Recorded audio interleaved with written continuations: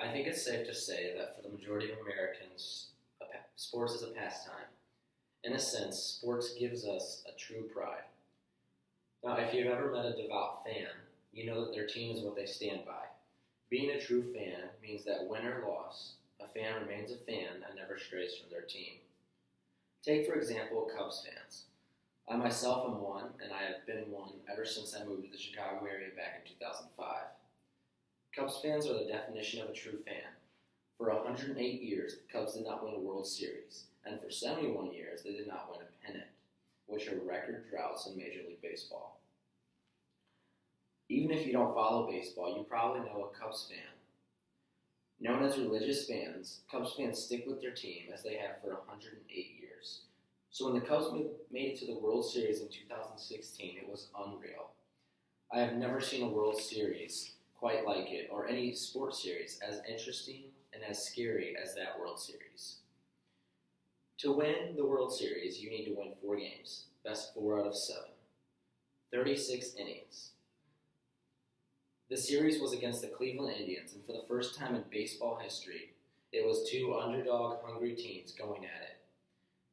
Cleveland won the title back in 1948, 3 years after World War II, making their drought 68 years, while the Cubs were at 108 years, making it the first and second worst droughts in Major League Baseball. The stories for the two teams never got old. Every game, announcers would highlight stories about them. Every game focused on which team would stay in a drought and which team would win. The Indians had home field advantage. So, 2 games in Cleveland to start the series off, 3 games in Chicago, and then 2 games back in Cleveland. Cleveland took game 1, Chicago took game 2, and then the Cubs proceeded to lose 2 in a row at home, making the series 3-2, going back to Cleveland for the final 2 games. Cleveland was favored at this point, but surprisingly the Cubs came through and evened the series at 3-3. A Game 7 would be played, making this World Series something big to talk about. Game 7 was played, and the Cubs were going to win it. It was the bottom of the 8th inning, and the Cubs were up 6-3 on the Indians, and they had their best closing pitcher in the game pitching for them. Then, the Indians hit a 3-run home run to tie the game. At this point, I lost all feeling. I couldn't believe it. There was no fucking way. I kept screaming at the TV. So the 9th inning happened. No one scored, and I started to get worried. The Cubs had lost their mojo. After giving up 3 runs like that, they just didn't look the same. That's when something weird happened. There was a rain delay for only 17 minutes. There's a saying in baseball about the baseball gods, and it sure seemed like this was something that was sent from the baseball gods.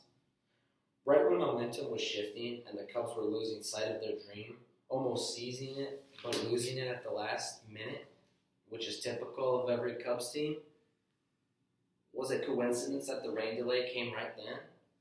A 17-minute delay is not long. It's even arguable that it may not even be necessary to make it a delay and postpone the game. Was it the baseball gods?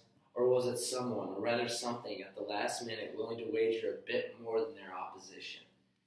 More money can buy more, and I don't know what happened during that 17-minute delay, but time stood still. And after those 17 minutes, the Cubs ended up miraculously winning the World Series.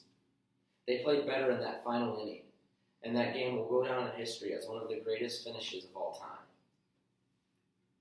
For those of you who don't know, my major is interpersonal communications, and my minor is economics. I like to tell people I use my communication to effectively understand and explain economic concepts. It's a creative way of thinking, and I try to process everything into a reason why and how. One concept that I have come to look into further is sports fixing, or rigging games. For consumers, sports is a major part of our lives. Not everything is what it seems to be. Opening your mind to something that seems absolutely absurd is the first step in seeing everything from a different perspective and then accepting and believing it. Just like our authors state in the book, you have to unlearn what you have already learned. Now, take for instance a sport such as sumo wrestling. It's been around for 2,000 years. It's a ritualistic sport with a lot of honor and respect. This sport has and continues to be regarded as a spiritual sport, making it seem that there could never be any sort of fixing in it. Yet to the contrary, sumo wrestling is ridden with game fixing. According to Freakonomics, a book and podcast show that focuses on applying economic theory to subjects, to know if someone is cheating, the answer is in the data. Without even having to watch a sumo match or any sporting event, by looking into the data, the evidence and numbers themselves can show cheating. In sumo wrestling, if you win 8 out of the 15 matches, let's say, you advance in rank. So one perspective that Freakonomics focused on is, say a wrestler is entering his 15th match with a 7-7 record, going against someone with an 8-6 record. Now the 8-6 wrestler already moved up in rank, so he has nothing to lose by losing a round, while the 7-7 record wrestler has far more to gain from a victory than the 8-6 wrestler. Now this is seen as, in the Japanese language, as yaocho, which is match fixing. And if you look closely at the numbers, for someone who needs to win more so than the other, that person wins 75% of the time. And then if they meet again, that 8-6 wrestler almost always wins. So when the stakes are high, and when incentives are high, a percentage of people will cheat. So how do you cheat? You meet beforehand. You decide who will win and who will lose. And money changes hands. Just like money can change anything. The illusion of purity can hide true corruption. If we look at history and at the numbers, the Chicago Cubs were 103 wins and 58 losses in 2016, while the Indians were 94 wins and 67 losses. Both teams finished first in their division. Oddly enough, they did not play a single game in 2016, though. So as a sports fan, it's very hard to see the impurity in the game. As consumers of sports games, the truth can sometimes be too much to handle. Ignorance to a certain truth is the real reason this corruption is not brought to light. Ignorance is blinding in itself, but as a consumer, I challenge you to look at not just sports, but everyday life to determine and even break down what is real and what isn't.